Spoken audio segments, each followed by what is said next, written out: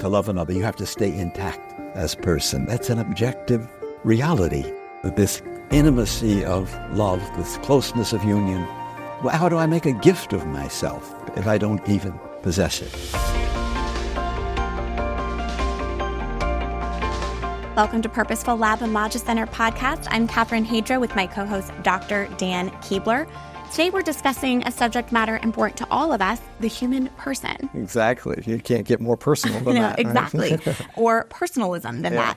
On that note, you spoke with Dr. John Crosby. He's world's leading philosopher on personalism, a form of philosophy, Professor Emeritus of Philosophy at Franciscan University. In Steubenville. Yeah, he's a colleague of mine. I've been at Franciscan for over 2 decades, and he's just a wonderful colleague. He retired, and he's now an emeritus professor, but he still teaches a class here or there.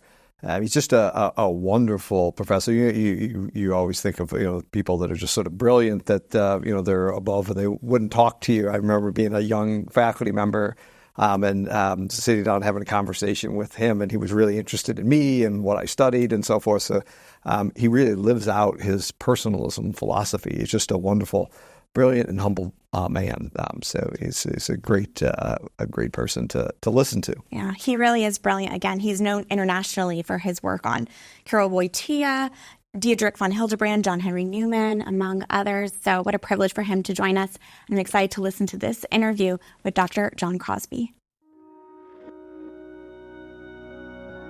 Well, Dr. Crosby, it's great to have you on the podcast. Thanks for joining us. In this season, we were going to be talking about the human person, what sets the human person unique. And as we thought about guests, your name immediately came to mind. And I've had the pleasure of being a colleague of yours, being on the faculty at Franciscan University for 20 years since I've been here, and it's been a delight. But it's even more delight to be able to sit down and talk with you about this subject. So I think just to introduce yourself. Thank you very much. I'm honored to be drawn into your project here, Dan. Thank you for having me. Yeah, well, this would be great to get your insights on this topic. But before we jump into the topic, it'd be nice to just sort of hear about your sort of academic journey. What drew you into philosophy and into the specific branch of philosophy that you're in, where you always bent that way from a young boy? Yeah, well, let me just mention the 2 main mentors. Okay. I have. There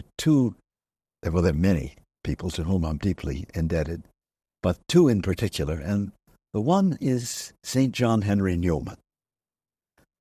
He has accompanied me throughout my life like no one else, and I owe him immeasurably much. When he became a cardinal, he chose as his motto, cor ad cor loquitur, which means heart speaks to heart. And that's what drew me to Newman, the fact that he appealed not just to my intellect, right? He did that too, but that he spoke to the heart. He has a charism, a preternatural gift for that. And so that drew me to Newman. Then the other second great figure who has been my mentor is Dietrich von Hildebrand. I met him in Washington, D.C., at Georgetown University, where I was a student. I was 21, he was 76. But despite that age gap, a great friendship developed right from the beginning. And I had the privilege of spending a lot of time with him in the last 11 years of his life. And so it was a kind of philosophical discipleship, strongly embedded in friendship, an older style of studying philosophy. That's the way he was my teacher in philosophy. Yeah. And so, one of the things that we're looking at here on this season is sort of the uniqueness of humans, right? Mm-hmm. What is it that sets humans apart? And we looked at sort of biologically, what it is evolutionarily, psychologically. But it'd be good to get your take on what is it, because you've done a lot of work on this. What is it that sets the human person apart? What makes a person different than a non-person? Yeah. What is that, and why is that line sort of at the human? Why aren't there dog persons or human? But we only consider humans as persons. Yeah. Well, in my own philosophical work, the aspect of personhood that has most fascinated me has been this unrepeatability of persons. The fact that a person is never just an instance of a universal type, replaceable by other equally good instances of that type. But each person is unrepeatable, happens only once. There are no, persons don't come in duplicate. If a given person were to go out of existence, something would be lost to the world that could never be replaced by any subsequent person, something that only that person embodied. So this unrepeatability, unsubstitutability of persons is a very significant fact, and is one good way, I think, of pointing out the wonder and the mystery of the human person. And that unrepeatability is the very thing about a person that draws you in love to the person. That you don't love a person simply because he instantiates qualities that could also be instantiated by others. Someone else. Yeah, right. But you love the unrepeatable person. And until you get a glimpse of the unrepeatable person, real love does not awaken. Maybe it's respect or admiration, for the qualities. But love goes toward the unrepeatable person. It can't even awaken if you don't have some sense of that. And therefore, in any personalist philosophy, love, and interpersonal love, plays a very large role. Yeah, you fit on, personalist philosophy, and just for listeners that aren't familiar with that, if you want to just sort of elaborate, what is personalist philosophy, and how is that distinct from other types of philosophy? Because that gets to what we're going to be talking about today. So put that on the table there. Yes, you're not throwing any softballs to me, Dan. That's not easy. I wrote a book called The Personalism of John Henry Newman, and let me just make reference to this in answering your question, because Newman's personalism is, of course, very close to my own, the work that I represent. So Newman wrote a very important work called The Grammar of Assent. It's a study about belief. And he has a kind of epigraph as a motto of his whole book from St. Ambrose. And his epigraph is, "It has not pleased God to redeem his people by means of dialectical reasoning." That is, God doesn't redeem us by formal logic, by well-crafted syllogisms that he throws at us. And so Newman explores in The Grammar of Assent the other ways different from deductive logic, whereby we come to belief, and especially to religious faith. And he, in one place, and I cite this in my book, says, speaking of the knowledge of God that he aspires for, he says, "I am far from denying the real force of the arguments in proof of a God." So the formal deductive argument. But, and this is vintage Newman, and this is eminently personalist, but these do not warm me or enlighten me. They do not take away the winter of my desolation, or make the buds unfold and the leaves grow within me, and my moral being rejoice. Newman is looking for a knowledge of God that takes away the winter of his desolation. And so that's a knowledge that appeals to the heart.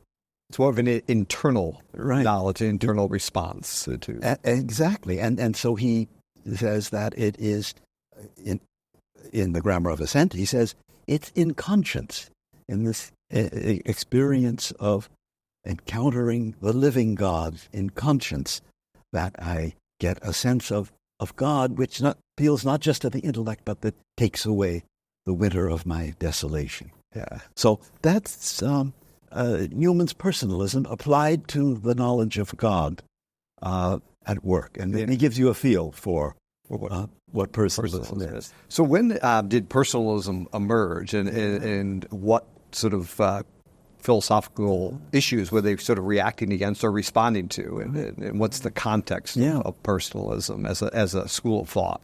Yeah, well, that's a very good question. It is true that it's primarily a 20th century movement in philosophy. So Newman in the 19th was a kind of forerunner of the personalism.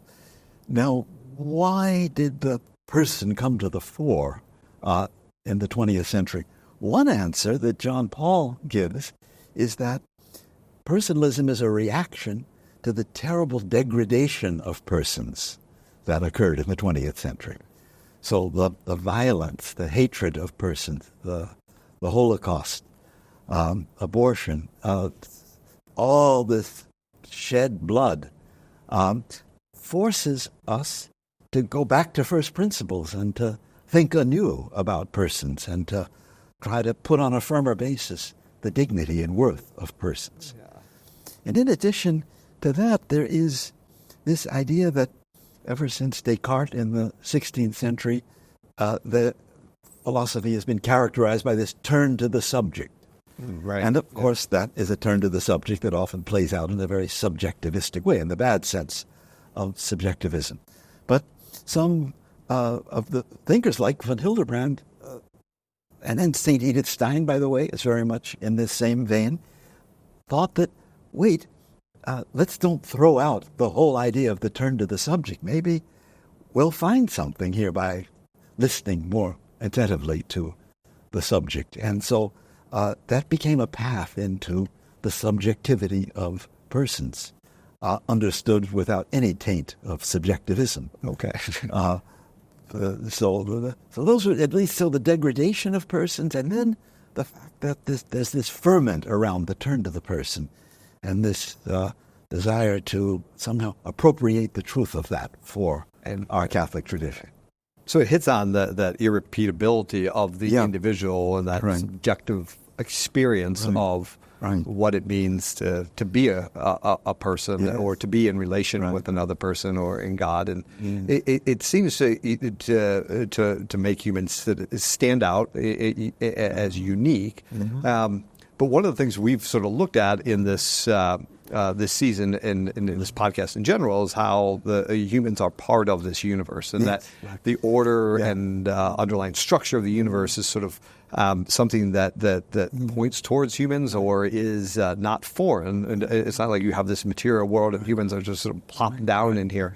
So do you see like precursors of this sort of freedom, this interiority, interior life in the rest of nature, or do you see humans as just sort of an outlier? Yes. No, I think that what Hans Jonas, the German, great 20th century German philosopher, says is quite true, that even in the simplest one-cell living being, in the simplest organism, you find a precursor to freedom. Now, he doesn't mean that every one-cell organism is literally free and responsible. But there is, in metabolism, he says, something whereby a being tends to consolidate itself, ward off enemies, assert itself, and there's something going on there that looks in the direction of freedom.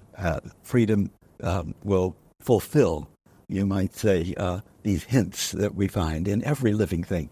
But that tells us that we are not in a material world that is hostile to us or foreign to us, but that even the humblest material elements have a certain, he even says, selfhood. They have something that will be preeminently fulfilled in the case of the freedom of persons. And so it's not like just a brutal machine. Nature is not just a pure mechanism, but there's a personalist way of reading even nature in its humblest origins. Yeah, so there is something about the life itself. That in life is something that's dependent upon this material world. It has, but life organizes itself in a way that opens itself. It's a good expression. See what the thing there, that the mysterious thing that is somehow proto-personal, pre-personal, in the view of Hans Jonas. But it's a wonderful antidote to the Cartesian view of nature as a machine. A machine, and then minds or something else. Or then we've got an unbridgeable dualism. Yeah. I mean, and people often see like the human as the culmination of that, or first from a religious point of view. But how do you see? Do you see that there is, in a sense, something the human recapitulating, like what you see at these lower levels, like is the freedom to metabolize, respond to the environment in different, more complex ways? Is that is this?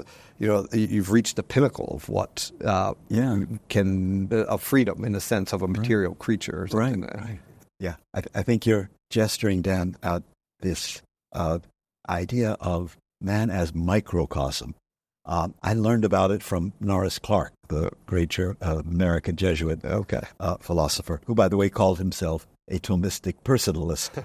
And Norris Clark said, we are not foreigners in the universe or in nature.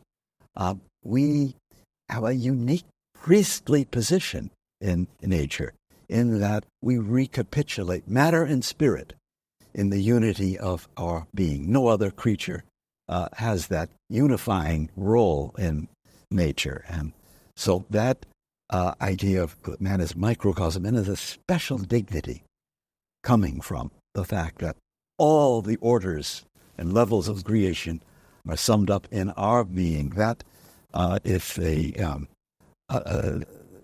that also helps us to avoid this sense of being a foreigner. Right, that they're all there. So eminently at home. Right. Persons in this created world. Yeah. One of the things I'd love to get your take on this is you look at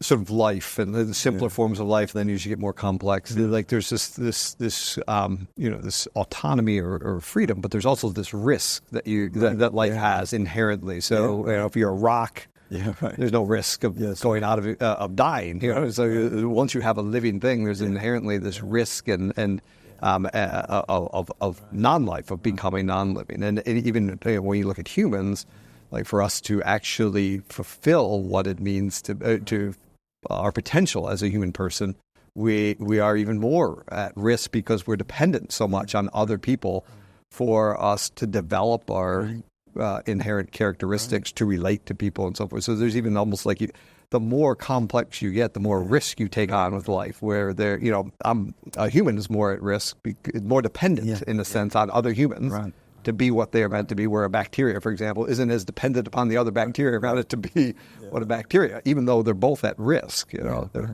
I think it's not only the dependency, but also a certain mysterious instability in the freedom of a person. The vulnerability to go wrong, to refuse to serve.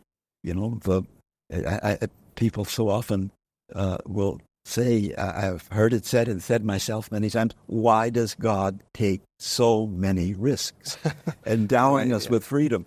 The world is on fire with conflict and bloodshed because of wayward human freedom. And so that danger, especially visible in the case of human freedom, is a mysterious thing. I think we have to say God must see in any choice that we freely make for the good. That for him is something so precious that the risk, it's worth the risks. That's a great way of looking at it. You mentioned the idea of being a Thomistic personalist, right? Just to distinguish, or what that means and unpack that. There's this idea of like the Thomistic philosophy is more objective, looking at the person from the outside, and it's a rational substance, versus the personalist view, looking at this interior life. Can you unpack, like, what do you get from that personalist view that helps you really understand, the person more than just that objective view. And do you need both? And how do you see those two relating to each other? Well, I like to explain, this advantage of the subjective personalist approach with reference to the example of death, my own death. Okay. Now, I can think about my death in an objective manner. I think all living beings die. Me too. Right. And so I have a highly detached, distant view of my death as part of all death. Right. Okay. But in addition, there is this sense that I will one day die. And I may even feel, that approach of death in my bones. Yeah, right. And so that sense, I, not another, not other creatures, I will one day die. That's this experience of death from within. Right. Lived in my own mortal being. And, clearly that's a very profound perspective on death that we should not lack, that sense that I will one day die. Now, that doesn't discredit the objective view that there's this universal mortality in nature. Right. That's true, but we're missing something really important if all our thinking about death is about that objective mortality and neglects this perspective from within, the approach of my own death. Do you see that as helping persons understand their purpose? Like, does it shed light on what the purpose of the human person is when you contemplate that inner subjective experience rather than just, human persons are this, they're going to die, they're mortal, Right. We can see the importance of this inner subjective approach if we go back for a minute to Newman on God. So you can think of God, as it were, from a distance, deducing his existence, or you can encounter it at the center of your own interiority. And that's then a more distinctly personalist or subjective encounter with God in this lived experience of being under the moral law. That confronts me, Newman says, in an eminently personal way with the living God. And so that more intimate personal knowledge is the thing that the personalist wants to stress and can help you see your purpose in that relationship when you actually focus on your specific relationship there rather than some abstract relationship that might not capture fully what that relationship is in reality. One of the I know personalist thinkers that you've written about and you've thought about is John Paul too. So I would love, I think you've written a book on his thought as well. And just what is, how does he view, say, the human person in terms of a personalist perspective? What would he sort of sum up the human person being? Yeah. Well, in John Paul, there is a certain polarity of the human person, which I've always taken to be sort of the signature of his approach. On the one hand, he stresses that as a person, I am my own. I belong to myself. I am myself and no other. So there's this emphatic selfhood of each person.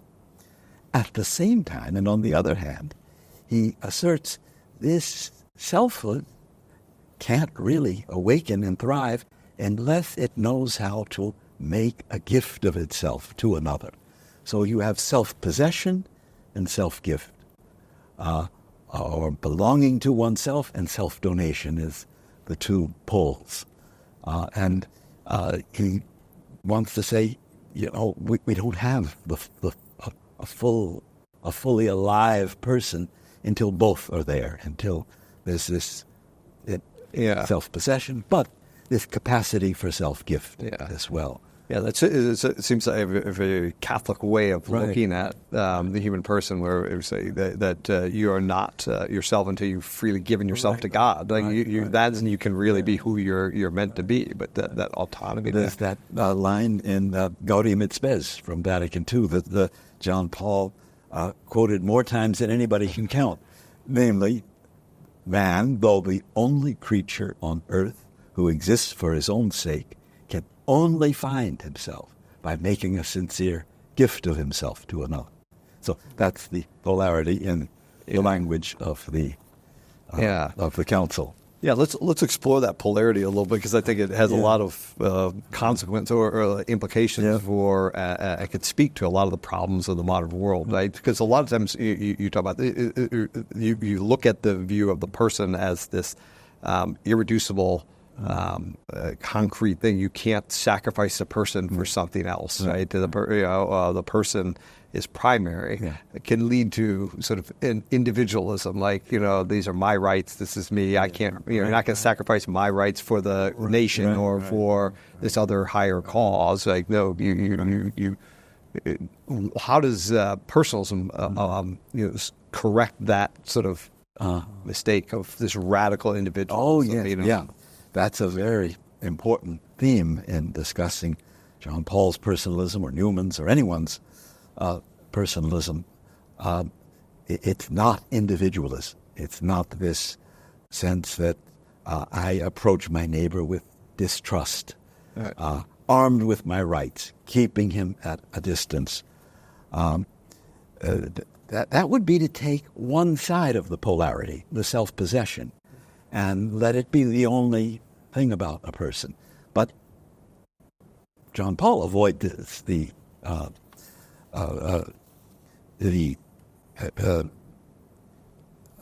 individualism by the way in which he takes both. Both poles are alive, holding each other in a fruitful tension, self-possession and self-donation. But the individualism, it looks and sort of sounds like personalism. I'm my own. I'm not a part of another. I can't be used as a means. That all sounds like it's on the right track. But when you notice that it's somehow at the expense of any real openness to one's neighbor, then you see that a kind of individualistic distortion is set in. Yeah, that lack of self-gift and the lack of relationality. Like there's a relationality at the heart of. It seems that the heart of personalism is relation. Well, and especially a certain co-responsibility for others. I'm not just responsible for myself and treat all others as threats, to my independence, but that I'm co-responsible for them. That connects me with others in a positive way, and that's what draws out the person, and its full identity as a being of self and of being directed to the other. Yeah. And how does that self-gift, that self-gift that you have, that he speaks of, what is it about that allows the person to be fully themselves and not lose themselves in, say, the other person, right? Yeah. Because there is this gift, but at the same time, they're still themselves. Exactly. Right? Yeah. So to love another is not to dissolve into the other. Yeah. Or to be blended into the other. That's a caricature of real union with another person. And my wife does not want to be blended into. Yes, right. Nor mine with me. But it wouldn't be love. There's this ineradicable twofoldness of myself, present to myself, and the other whom I love. And that's very clear in John Paul, that this intimacy of love, this closeness of union, has nothing to do with eroding my distinct selfhood. If it's not intact, I'm not in a position. Yeah. Well, how do I make a gift of myself, if I don't even possess it? Yeah. Yeah, it just seems like that at the heart of personalism is looking at what the purpose of the human person is. When it's that it's the purpose of the human is to have this integrity so that they can be a gift, a free gift to other people. Right. Yeah. Now, one of the things about personalism that you often I talk to friends who are philosophers and often. Thomistic philosophers, and not to denigrate them, but there's often this idea that with personalism you can slip into subjectivism. Yes. We're just looking at what the person feels about or their experience, so you no longer have something to ground your morals and ethics and so forth. And how do you escape that danger of personalism? Yes, partly the problem arises because of a word, because the personalists speak of subjectivity, and that then smells like subjectivism to some people. And so one has to show that this subjectivity, which simply means interiority, that this interiority is not in any way subjectivistic. I mean, what we were just saying, that to love another, you have to stay intact as person. That's an objective reality. And so many the personalists write about moral principles that persons are never rightly used as mere means, never commodified, objectified. That's all said in a very objective tone of voice. So those moral norms are absolutes, are moral absolutes, even though you may express them in terms of the interiority or subjectivity of the person. Or with Newman, the encounter with God in conscience, that's a real objective reality. That's not a subjective feeling. He gets at the reality of God just as much as one does with one of the deductive proofs. So you always see these as two ways of getting to that objective reality. One is through more of a logistical, rational, reasoned approach, and the other is taking reason with our experience. Or maybe one could say there's the strictly rational approach, and then there's the approach where reason collaborates with the heart. That's a great way of... It's a much better way of saying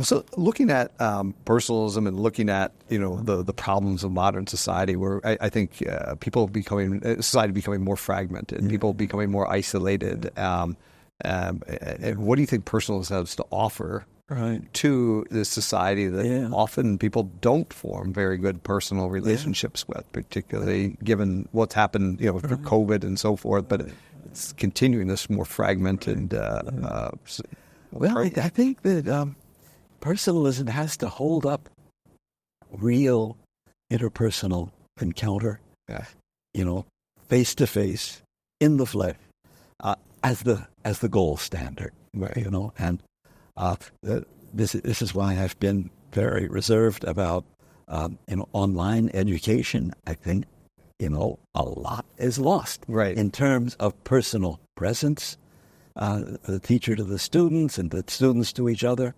A great deal. The whole process of learning is depersonalized. So to hold high the standard that education, in the fullest, most human and personal sense, is an education that is that fully respects the person. That person can't really. You don't get in touch with the other if you don't see them. If there's not some presence through the body, to each other. So that I think personalists have to, as I say, hold high that standard of embodied encounter with another. It's a real norm for healthy interpersonal religion. And I think that brings personalism, the human person, away from this esoteric realm to this embodied person, that part of the universe. And we do know from biology and from psychology that you your attention is different and how you learn, how you respond to people. If you're face-to-face in person, that you treat people differently than if you just talk to them on the phone or if you see them in Zoom. The different brain areas are active. So there's the whole science behind this. So the personal encounter actually heightens our intentionality, our understanding, our attention, rather than someone not being in a room with you. So it's not just a philosophical concept. It plays out in our biology. I think. Real education is not just a transmission of information. Yeah, it's an encounter of the person of the teacher, the person of the students, and the person of the students with each other. Yeah. And if that element of encounter is missing, a lot less learning is going to take place. Yeah. There's that relationship again that you have to have that. Right. Yeah. And I think a lot of times in modern society now we look for other things to replace that relationship, whether it's technology or people are pets or now AI chatbots and robots. I mean, is there what's the danger? I mean, of like people replacing or I don't have enough human relationships or personal to put their time in their relationship with their pet or with the AI. Is that better than? Seems like or is there a danger of that, relying upon that when we thrive or thirst for these personal encounters? Or is that something that can bridge the gap? Or I would draw a distinction between the animals, the pets, and the robots. Okay. So it's undeniable that we humans can draw tremendous comfort, from an affectionate animal. Right. And so it's not a full relation between two persons. Right. And yet it's real comfort, real consolation that can be offered. With the robot, it's much more problematic, to my mind. Because what you need in all interpersonal encounter is some philosophers have put it, real otherness of the other. The other can't just be an extension of myself, but it's got to be something of its own that can surprise me. Well, if I can turn it on when I want it, shut it off when I don't want it, I'm so dominant, I'm so much in control that it can't appear with that otherness of the other that is the heart and soul of all real interpersonal contact. Yeah. So I don't see much promise for deep human needs. Yeah, for accompaniment and presence and attachment. I don't. I think something in the way of this otherness of the other is missing. A cheap substitute. Like with a pet, we know what we're getting. Right. Like we know we're not expecting our pet to be a person in the way that I wouldn't sit down with my pet and try to have a conversation like I'm having with you. But even then, a robot pet, would be much inferior to your real thing. Right. Yeah. But there with the robot, you're assuming that it is. You're more likely to mistake it or something and project on it things that it doesn't have or abilities it doesn't have. That's right. Yeah. No, it's a brave new world we're entering into. I know you have semi-retired now. I know you're still teaching a class here or there at Franciscan, but you still do a lot of work with the Hildebrand Legacy project. Because you want to just talk about what that is. You mentioned Dietrich von Hildebrand as one of your mentors. Right. Yeah. Yes, he was. But it was not I who founded this Hildebrand project. It was my son, John Henry, who never knew Dietrich von Hildebrand. Okay. But he studied deeply and read deeply into his writings, especially his writings in aesthetics that appealed to John Henry. And so that led him to found the Hildebrand project with an eye to getting all the works of von Hildebrand into English. Okay. And we're almost there. We've been at it. The project was founded 20 years ago, and now we have just one major work still to complete. But all of von Hildebrand is now available in English, and the Hildebrand Project has also held conferences to get the ideas of von Hildebrand into circulation. Okay. So that the book is not just able to be ordered at the bookstore, but is something that is read, taken seriously, criticized, but not ignored. Right, and people can the Hildebrand Project to find the website. Yes, right. There is hildebrandsproject.org. Okay, yeah, right. and so here we have the reprint of von Hildebrand's work on the heart. Okay, and my little book on the personalism of John Paul II. But we've got 40 or 50 titles, mostly of von Hildebrand himself. Okay, great. Well, John, it's been great to sit down and talk with you. People interested in this topic, your writing, and Hildebrand's writing, you can find it on the website, the Hildebrand Project. And so it's been a delight talking to you. Well, thank you, Dan. Thank you very much for letting me join into the conversation of this project. It's been my pleasure. Yeah, good.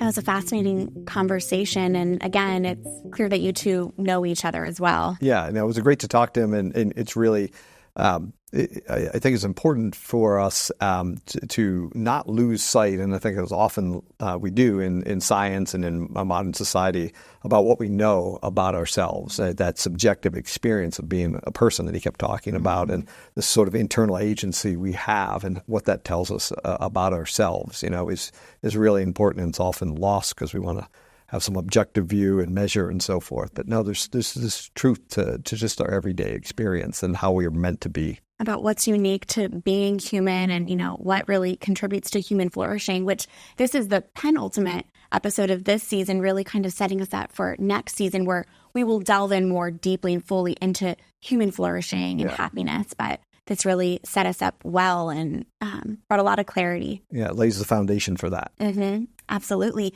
And with that, we turn now to one of my favorite segments, and that is office hours.